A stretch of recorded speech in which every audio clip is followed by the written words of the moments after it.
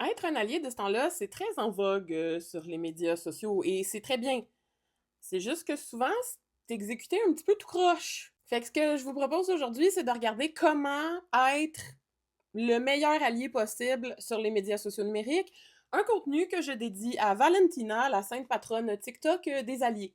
I just want to say I'm part of the LGBTQ community, and this is my best friend Valentina. She's an ally. Talk, Valentina. Ally.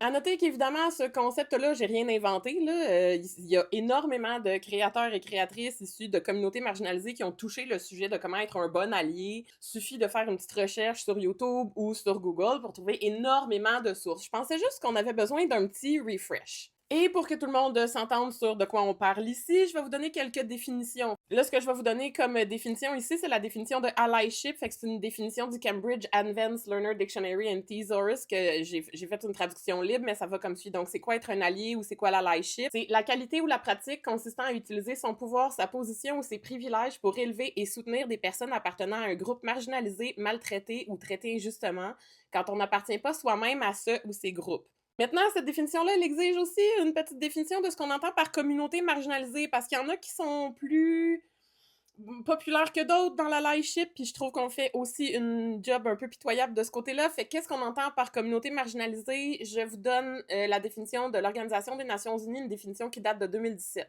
Donc, quand on parle de communauté marginalisée, de qui on parle? On parle de les femmes et les filles, les populations rurales, les peuples autochtones, les minorités ethniques, les personnes handicapées, les migrants, les réfugiés et la communauté 2S LGBTQIA+. Ce sont des communautés qui font partie des groupes qui sont systématiquement exclus par des obstacles qui ne sont pas purement économiques, mais aussi politiques, sociaux et culturels. J'ajoute une petite définition pour que tout le monde comprenne bien comment c'est complexe cet univers-là. La définition d'intersectionnalité, qui est un concept absolument inévitable aujourd'hui. Donc, ce que ça veut dire, c'est un terme qui est utilisé pour rendre visibles les personnes à la croisée de plusieurs formes de discrimination, les subissant toutes à la fois. Issu de combats féministes, il s'agit d'un concept indispensable pour l'inclusion de toutes les formes de lutte, particulièrement féministes, pour rendre la parole aux femmes qui ne sont pas uniquement victimes de misogynie.